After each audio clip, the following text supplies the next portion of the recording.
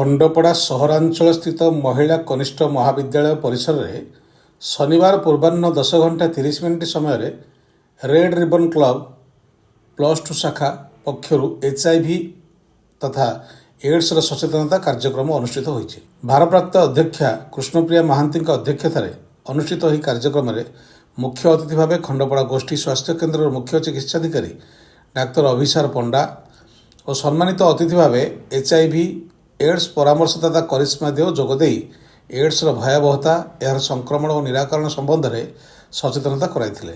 ଏହି କାର୍ଯ୍ୟକ୍ରମରେ ଅଧ୍ୟାପିକା ବିଶ୍ୱଭାରତୀ ମହାରଣା ସଂଯୋଜନା କରିଥିବା ବେଳେ ରେଡ୍ ରିବନ୍ କ୍ଲବ ତଥା ୟୁଥ୍ ରେଡ୍କ୍ରସ ଉପଦେଷ୍ଟା ଅଧ୍ୟାପିକା ଜାହ୍ନବୀ ପଟ୍ଟନାୟକ ପ୍ରାରମ୍ଭିକ ସୂଚନା ଦେଇଥିଲେ। ପ୍ରାରମ୍ଭରେ ଶ୍ରୀ ଜଗନ୍ନାଥଙ୍କ ପ୍ରତିକୃତିରେ ମାଲ୍ୟାର୍ପଣ ଓ ପ୍ରଦୀପ ପ୍ରଜ୍ୱଳନ କରାଯାଇ କାର୍ଯ୍ୟକ୍ରମ ଅନୁଷ୍ଠିତ ହୋଇଥିଲା।